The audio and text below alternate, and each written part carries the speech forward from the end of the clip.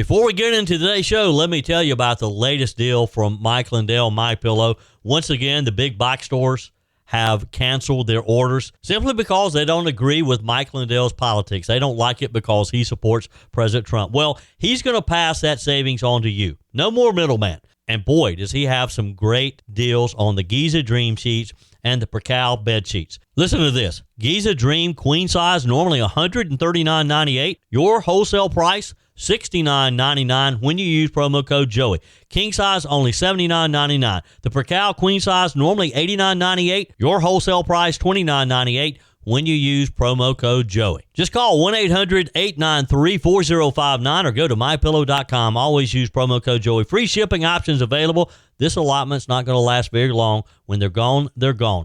MyPillow.com, promo code Joey. Thanks for joining me in the PhD Weight Loss and Nutrition Studios. To lose weight for the last time, visit myphdweightloss.com. Welcome in, and hope you have kicked off 2026 in a very positive way. Boy, it's going to be a good one, a busy one, but a good one. Let's start today with Senator Bernie Sanders swore in self-described Democrat socialist Zohran Mamdani as New York City's mayor yesterday.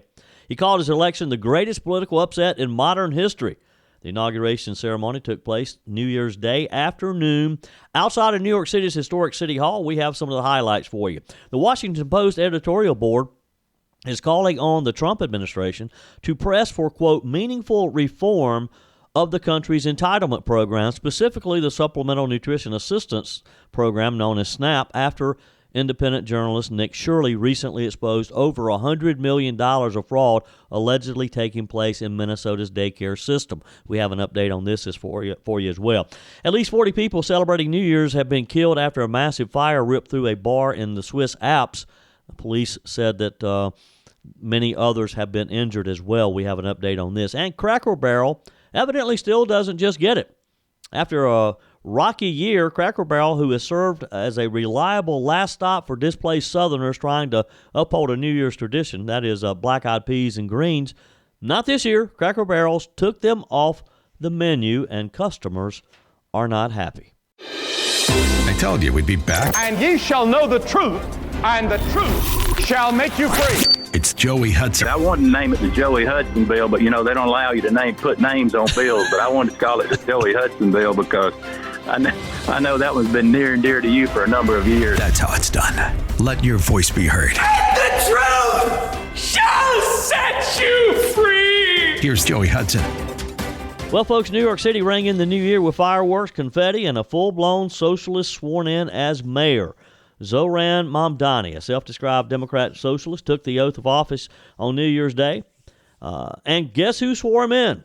None other than Senator Bernie Sanders, who called Mamdani's election the greatest political upset in modern history. Now, let me tell you, when Bernie Sanders calls your win an upset, you know that New York just took a hard left turn. In typical Mamdani fashion, he delivered a very populist message on his first day in office.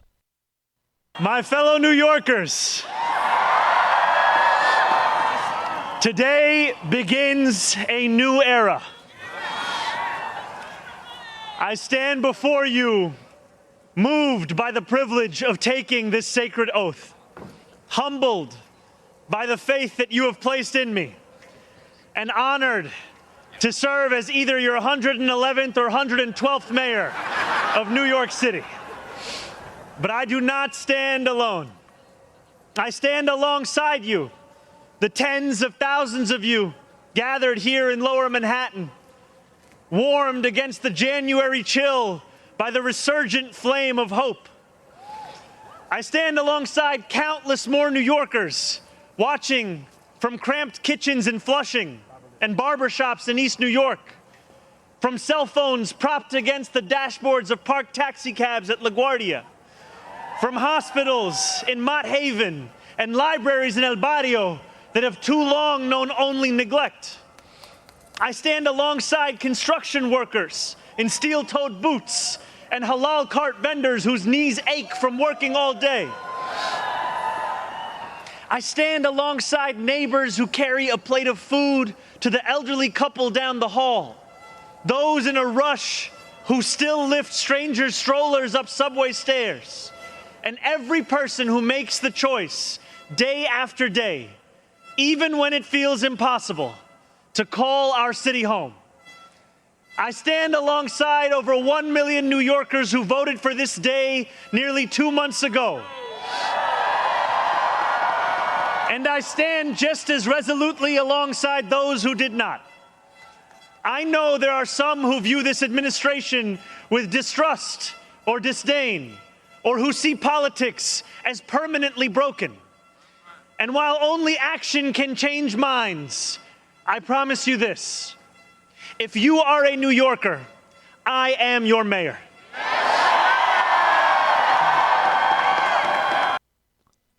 You know, one of the key statements, I guess, that he said in his, I don't know, it's probably about 20, 30-minute speech. He said, I was elected as a Democrat socialist, and I will govern as a Democrat socialist. He's not hiding behind that at all. He's telling the New York people of New York City and America, I'm not backing down. This is how I was elected. This is how I'm going to govern. That's not commentary. That was the new mayor's speech. Not softening it, not moderating it. No, bring people together pivot that most politicians try to do at their inauguration. Mamdani walked right out there on the steps of City Hall and said, we will govern expansively and audaciously. To those who insist the era of big government is over, hear me when I say it is not. This would be a very bad time to live in New York City. And the problem is, it can affect all of us to some degree. I mean, this wasn't subtle. This was a declaration. New York City is now the test kitchen for big, bold, sky-high government. And the problem with that is there's so many people. I mean, I never thought the guy had a chance of winning.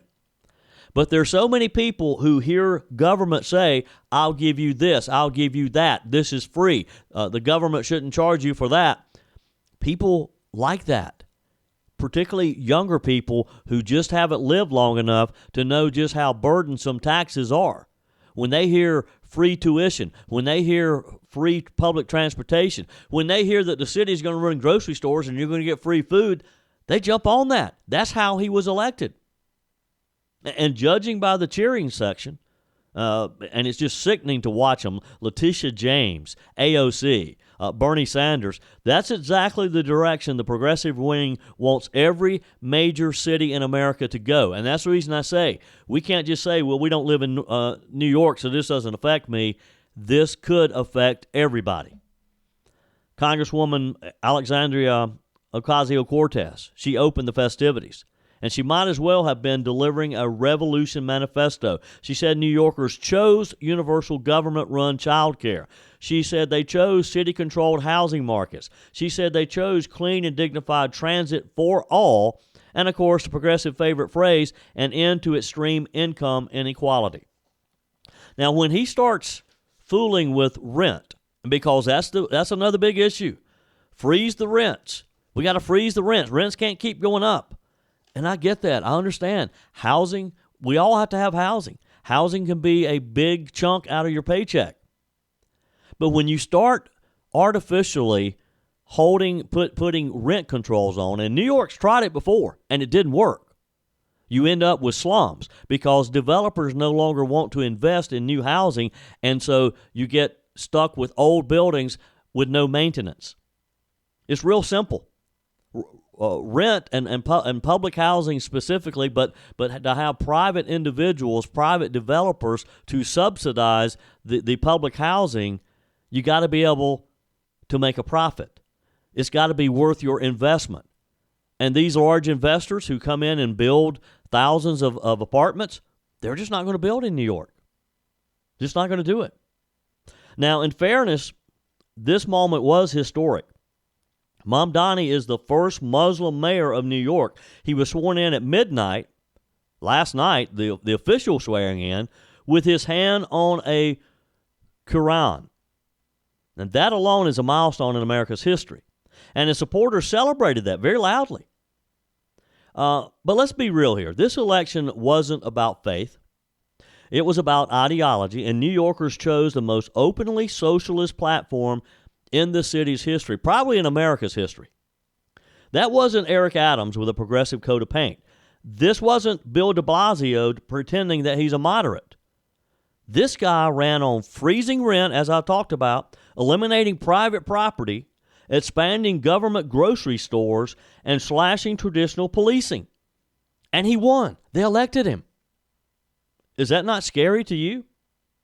Supporters say that Mamdani's win is an uprising of the working class, a rejection of the barbaric inequality, and a mandate for sweeping policy change. But here's what critics and many moderate Democrats are worried about. Can New York City survive another experiment in big government social engineering? Can a city already drowning in taxes, debt, and quality of life collapse, afford more bureaucracy and less private enterprise? Mamdani says yes. AOC says yes. Bernie says yes. We're going to see.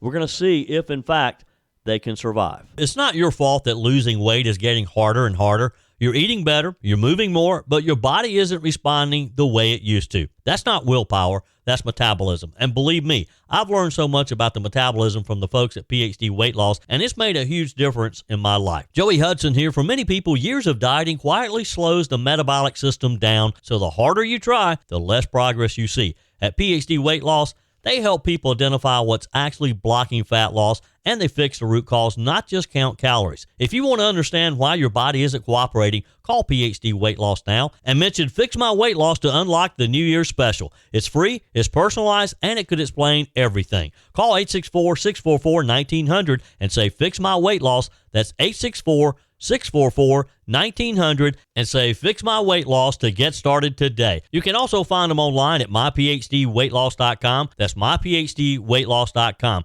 Start the new year off right and fix your weight loss. We all have our different ways of celebrating the new year. Some people like to gather with family for a quiet evening to watch movies and have a nice meal. Others like to go out and publicly celebrate. Personally, Peg and I, we have some dear friends, Barbara and George, who we think for probably 25 years or more, we always start the new year off at doing something. And in this year, we had a nice party at our community at Lake Kiowee. And it was supposed to be a night of celebration to ring in the new year for others around the world, but it turned into a horror story in the Swiss Alps. Tragedy struck in the early hours of New Year's Day in Crans, Montana, a popular ski resort town in Switzerland. A massive fire erupted inside a packed nightclub called La Constellation, and the aftermath is absolutely devastating. At least 40 lives lost, more than 115 people injured, and a community, of course, left reeling. The blaze broke out around 1:30 a.m. local time, we're told. Early reports say it may have started when a bartender carrying a bottle with a lit sparkler accidentally ignited the venue's wooden ceiling. That ceiling reportedly collapsed soon after, causing mass chaos as people, many of them teenagers and young adults, as there were apparently families here, frantically tried to escape from a basement-level nightclub through a narrow stairway and door. Witnesses described pure panic, as you can imagine. One young man compared it to a horror film, people smashing windows to escape, parents rushing to the scene in desperation, others pulling injured bodies out of the wreckage. One survivor, a 16-year-old from Paris, said he hid under a table, then used a window panel to escape the smoke and the flames. He lost a friend. 2 more are still missing. It's just horrible. Just very, very sad. Among the injured are at least 22 people aged 16 to 26, many with burns covering more than 20% of the bodies. Nearby hospitals, we're told, were filled up very quickly. Switzerland's ICU beds hit capacity, and Italy had to step in, opening major burn units in Milan to help handle the victims. The club's total occupancy remains unknown, but Swiss officials say the incident was not an attack. Investigators are working to confirm if the venue was over capacity, and early signs suggest the fire quickly led to a backdraft or flashover, which is an incredibly violent and deadly surge of flames that we often see in enclosed fires. This is no backwoods ski lodge. Crans, Montana is an international resort destination. It attracts skiers, tourists, and young people from across Europe and beyond.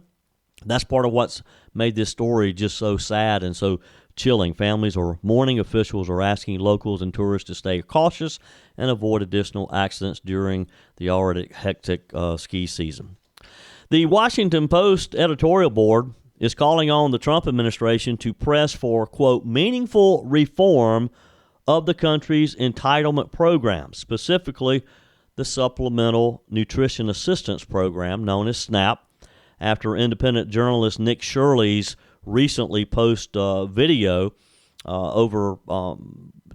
describing over $100 million of fraud that has taken place in Minnesota's daycare system. And this is just the tip of the iceberg, as we all know.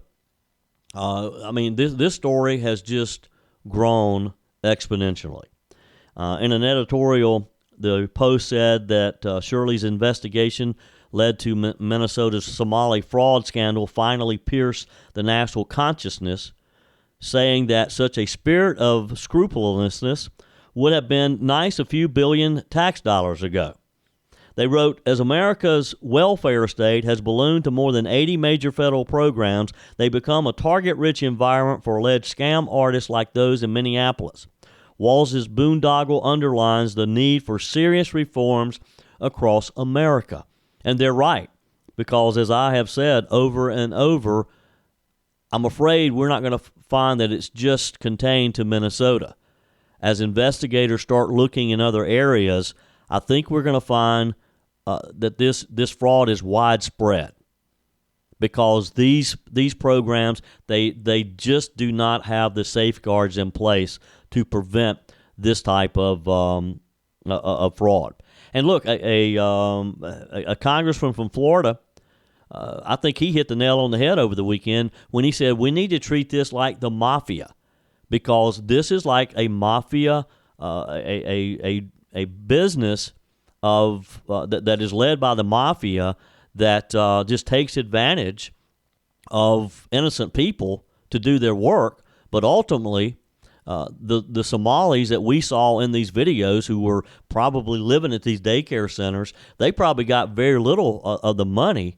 Somebody someplace else, maybe back home in Somalia, probably gets the brunt or the most of the money. That's just how it works. And I think they're right. This is just like a mafia operation. The editorial board contended that this nonchalant attitude towards cracking down on fraud is especially true when it comes to open-ended entitlement programs like SNAP.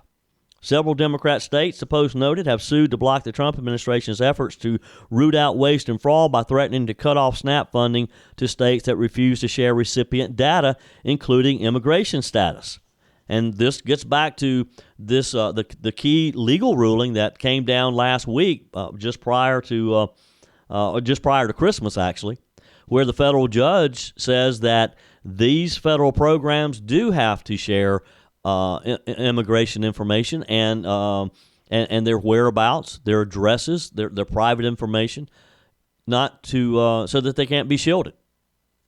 The Post added that it's still unclear whether the Trump administration could legally cut off the funding, adding that blue states won a preliminary injunction in October that temporarily blocked the request. But, I think we're beyond that now. I think that these federal judges have to understand that this fraud is massive. The Post said the truth is that SNAP doesn't just help the hungry. It had the fourth highest rate of documented fraud across all federal programs between 2018 to 2022, coming in at $10.5 billion. How can a federal judge argue with that? And again, I don't want any child to go hungry. I don't want anyone to go hungry. But at some point, folks, we just have to say enough is enough. And maybe this has to be paused momentarily until we can get some safeguards in these programs. As noted by the Post, Democrat Massachusetts Governor Maura Healey criticized the administration's approach, saying President Trump is playing politics with the ability of working parents with children, seniors, and people with disabilities to get food. And this is the common cry among Democrats is, you're going to let people go hungry. You're going to let parents won't be able to work because they don't have daycare. None of that should happen. People who deserve these benefits should get them. The problem is there's just no safeguards in place, and it's wide open for fraud. It's wide open for abuse. It's wide open for these mafia-type organizations that we've seen by these Somalians in Minneapolis to take advantage of the program. The Post countered that the governor's concern by pointing to the state's own record, showing that Massachusetts had a 14% error rate on SNAP payments in fiscal year 2024, the seventh highest in the country, saying overpayments represent a larger share of the error rate than underpayments. So no wonder Governor Healy is trying to protect the program, because her own state's taking advantage of it. They went on to say the tax bill passed in July requires states with an error rate over 6% to pay for up to 15% of the cost of benefits come 2028. And that's a good way to approach it. If you have a state that has a error rate that's higher than the norm, then let the state pick up the difference. If they're not concerned that there's fraud there, let them pay it.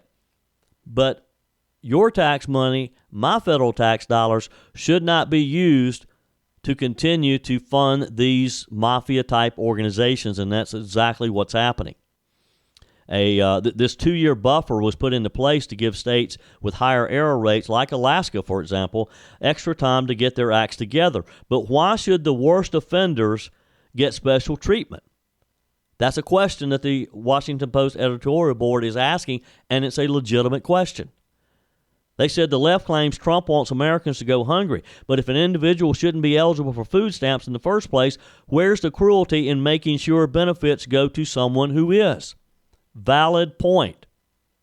If someone is receiving SNAP benefits and they should not be receiving them, and Trump stops them from receiving them, that's not cruelty. That's not being hard on these people. They shouldn't get the benefits to begin with. And you can make the argument that when people receive benefits that they should not be receiving, that they're not eligible for, they're taking away from someone who is eligible, right? The Post reiterated that while states clearly need to do better jobs of vetting welfare beneficiaries, the Trump administration has an opportunity to press for meaningful reform. This is the right time to do it. The public, our antennas are up. The public is sick of this type of fraud. This is the time to take advantage of this, because I think people will support Donald Trump when he starts cutting these programs out, or at least pausing them. So, again, safeguards can be put in place to avoid future fraud like we're seeing in Minnesota, like we're seeing in New York, like we're seeing in Maine. You agree? Text me. Email me, joey@joeyhudson.com. Your comments are welcome on the Furman Ford text line, 864-477-JOEY. That's 864-477-5639. Emails always welcome, joey@joeyhudson.com. Speaking of the Furman Ford text line, it's never been more important to support locally run businesses owned by people who actually live here in the upstate. Let me take a minute to talk with you about our friends at Furman Ford. If you're looking for a new vehicle, maybe a great pre-owned vehicle, one you can trust, or maybe you're looking to order that special vehicle. Either way, if you want a new one, a brand new one, or a pre-owned that you can trust, the folks at Furman Ford, they're there to help you. Their name is on the sign because their name is on the line, because every single transaction is important to them. Jim Furman, Matthew Furman. They do business the right way. When you stop by, when you give them a call, or maybe when you just send them a quick email, you're always going to have access to a member of the Furman Ford family. And by the way, they also offer great service, and you're not going to have to wait weeks and weeks to get it done. And you do not have had to purchase your vehicle at Furman Ford. Doesn't even have to be a Ford. They service all makes and models. Visit my friends at Furman Ford online at furmanford.com, furmanford.com. Well, folks, yesterday we celebrated the beginning of a new year, a new start, and across the South, you know what that means. Black-eyed peas, a pot simmering on the stove, maybe mixed with a little ham hock or bacon grease, and some collards on the side, and, of course, cornbread in the skillet. That's New Year's plate. That's what many of us, our grandmother insisted that would bring us good luck, lots of money for the year, so that we would not have to work quite so hard. It's one of the longest-running food traditions in the South, I think, woven into families, history, faith, folklore. You don't start a new year without it. It's right up there with the fireworks and resolutions that you'll probably be breaking before the next week or so. But this year, something quietly disappeared. Cracker Barrel, yes, Cracker Barrel, the mainstay that has really had a tough year in 2025, the reliability of road trips, the keeper of rocking chairs, the last sanctuary for displaced Southerners, decided they wouldn't serve black-eyed peas on New Year's Day. And let me tell you, for a lot of people, that hit harder than you would think. Black-eyed peas became a symbol of luck after the Civil War. I kind of did a little research on it. My mom had always said you got to have black-eyed peas and collards if you're going to be successful for the year. From what I've learned, when Union troops raided Southern farms, they took the good crops and they left the peas behind. Thought that they were livestock feed. So families survived on them during some of the hardest days during that period of time of history. What was once survival food became a symbol of humility, of blessing, and of gratitude. Chef Jason Smith, he's a Kentucky boy, Food Network star. He said it best, quote, black-eyed peas were cheap, they fed big families, and they stayed on the Southern table because they meant something. You've got the peas for luck, the greens for money, the cornbread for gold, a whole menu of prosperity. We don't know if it works, probably doesn't, but hey, who wants to take the risk of not having it, right? Well, Cracker Barrel used to celebrate this tradition. Some years they even gave out complimentary bowls on New Year's Day, just sort of a little nod to the culture that built their brand. But when Fox News asked for comment this year, here's what the company said. We're serving our standard menu on New Year's. And when asked about the peas specifically, nothing. Silence, crickets. Not exactly the homegrown front porch hospitality folks expect from Cracker Barrel, but hey, should we still expect that from Cracker Barrel after the year they've had? After the change in logo, then they changed it back. After the some of the top leadership of the company leaving because of a disaster. This is the same company, again, that we never dreamed would go places that it went in 2025. Trying to modernize, they said. It was roasted by their customers. They lost a lot of stock value. Now, I'm not here to pick on Cracker Barrel. I love the place. Haven't been quite as much since their fiasco last year. But this does feel like another example of something that we've talked about many times, haven't we? Companies forgetting who their customers are, forgetting their roots, forgetting tradition. Cracker Barrel's own chief marketing officer admitted earlier last year that they're trying to balance a national menu with localized regional flavors. Well, folks, removing black-eyed peas on New Year's in the South is the opposite of regional understanding. You agree? I mean, this isn't a fad. It's something that's been going on for generations. It's a core memory for millions of families, especially, again, in the South. And judging by online reactions, a lot of folks took notice. A lot of folks were disappointed, once again, in Cracker Barrel. One Tennessee mom wrote that every year her mother would hand her a spoonful and say, here, try it. You don't want to start the year off with bad luck. And her grandmother, she ordered Cracker Barrel's vegetable plate with black-eyed peas every single New Year's. That's the thing. Tradition only lives as long as people keep it alive. And restaurants, especially Southern restaurants, play a big role in that. Cracker Barrel should play a big role in that. Chef Jason Smith said mom and pop diners are now some of the last places still honoring the New Year's peas. He still goes to those local spots when he's on the road because many chains, he says, have just quietly abandoned the old customs. So here's the question, and I'd love to get your feedback. You can text me. You can email me, joey@joeyhudson.com. You can leave me a message on the MyPillow message line, 864-477-JOEY, 864-477-5639. Love to hear from you. Is Cracker Barrel actually still drifting away from its Southern roots to try to chase these national trends? Did they not learn from the disaster they had this past year? Do you think they've just been sort of, they said earlier last year, they said what they thought we wanted to hear, but they really didn't mean it? Or is this just a menu shift that accidentally stepped on this, let's call it a cultural landmine? Maybe the timing was just bad. Maybe they'd intended to take black-eyed peas off all along, just people noticed it because that's a tradition for New Year's. Look, I get the menu changes. Restaurants have to do that sometimes.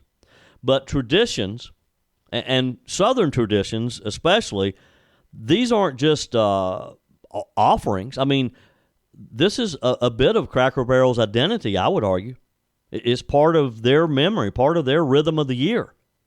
And for a company that built its entire brand on nostalgia, rocking chairs, country stores, biscuits, cornbread, you'd think that they'd lean into their heritage and not away from it. But it sure looks like to me that they did not get the message from their customers last year. Or am I just being too petty? Am I being too sensitive? I want to hear from you.